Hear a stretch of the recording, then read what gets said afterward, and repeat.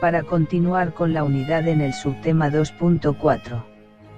Hablaremos de las patologías del lenguaje y habla. Los trastornos del habla se refieren a las dificultades en la producción de los sonidos requeridos para hablar o problemas con la calidad de la voz. Estos se pueden caracterizar por una interrupción en el flujo o ritmo del habla, como por ejemplo el tartamudeo. Un trastorno del lenguaje se puede definir como: algunas características de los trastornos del lenguaje incluyen el uso impropio de palabras y sus significados, la inhabilidad de expresar ideas, modelos gramaticales impropios, un vocabulario reducido, y la inhabilidad de seguir instrucciones. Para lograr hacer una correcta identificación de los trastornos de la comunicación del habla y lenguaje, te sugiero leer y analizar la literatura del DSM-5, Manual Diagnóstico y Estadístico de los Trastornos Mentales, quinta edición, cuya actualización se realizó en el año 2013, así como el CIE-10 Manual de Clasificación Internacional de Enfermedades, décima edición, que seguramente te servirá de gran utilidad. Ahora bien, el trastorno específico del lenguaje TEL hace referencia a aquellas situaciones en las que existen severas dificultades en el lenguaje expresivo o comprensivo que no se deben a ninguna alteración neurológica, psíquica ni sensorial, en niños con una capacidad intelectual normativa. Una de las clasificaciones más conocidas son la siguiente. 1. Trastorno del lenguaje expresivo. Las personas con este subtipo de trastorno específico del lenguaje tienen limitaciones marcadas en la producción del lenguaje sin que existan problemas de comprensión. 2. Trastorno mixto del lenguaje expresivo receptivo o fonológico sintáctico. En este subtipo de trastorno, se pueden observar dificultades tanto a la hora de elaborar el habla como a la hora de comprenderla. 3. Trastorno del proceso central de tratamiento y de la formación. Aquí se observa diferentes problemas que no corresponden por entero al propio hecho de comprender o expresar el lenguaje, sino con aspectos como la presencia de una sintaxis alterada y un ligero tartamudeo, trastorno léxico-sintáctico. A continuación, veremos algunos otros trastornos del habla con la finalidad de que te sea más fácil reconocer su padecimiento a partir de su concepto y características típicas. El trastorno fonológico. Se denominó anteriormente como trastorno del desarrollo de la articulación, el cual se trata de un trastorno específico, en el que la pronunciación de los fonemas por parte del niño o niña está a un nivel inferior al adecuado a su edad mental. El tartamudeo, trastorno de la fluidez de inicio en la infancia. El tartamudeo o disfemia, se refiere al trastorno de la fluidez normal y estructuración temporal del habla, en forma de frecuentes repeticiones o prolongaciones de sonidos o sílabas y otras alteraciones de la fluidez.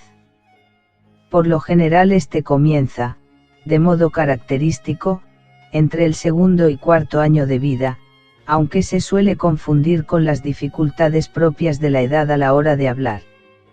Al final, solo 1 de cada 20 niños acaba tartamudeando y muchos de ellos superan el trastorno en la adolescencia. La disfemia se puede clasificar en 3 subtipos, los cuales son: A. Disfemia tónica, se caracteriza por las múltiples interrupciones ocasionadas por espasmos. B. Disfemia clónica, se observa claramente repeticiones de sílabas y palabras enteras, más frecuentes en consonante que en vocal, más todavía en oclusivas y que se dan mayoritariamente al principio que en medio de palabra. C. Por último, la disfemia tónico-clónica, o mixta.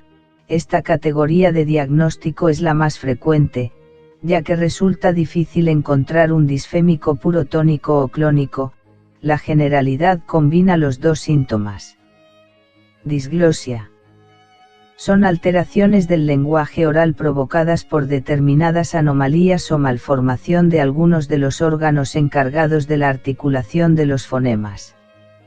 Su origen puede ser congénito, generalmente por malformaciones craneofaciales, y también puede ser adquirido, cuando se deban a trastornos o lesiones orofaciales, intervenciones quirúrgicas, trastornos de crecimiento o parálisis en algunos órganos responsables del habla. Para llevar a cabo un correcto tratamiento de la disglosia, es necesario hacer una evaluación mediante la exploración exhaustiva de los órganos bucofonatorios, lo que nos permitirá llevar a cabo la intervención o tratamiento adecuado a las características que presente el sujeto. Disartria. Una disartria es provocada a raíz de un daño o afectación neurológica, es decir, existe una alteración del habla con deficiencia articulatoria de carácter permanente y dificultad en la masticación como de la deglución, que a su vez provoca la incoordinación de la inmovilidad del aparato articulatorio, labios, lengua y velo del paladar. El mutismo selectivo. Es un trastorno de ansiedad infantil, caracterizado por la incapacidad del niño al hablar en ciertos ámbitos sociales, como la escuela. Sin embargo, más del 90% de los niños diagnosticados con mutismo selectivo también padecerán de fobias sociales o de ansiedad social. Para algunos expertos, el mutismo selectivo se caracteriza al menos por un síntoma de ansiedad social.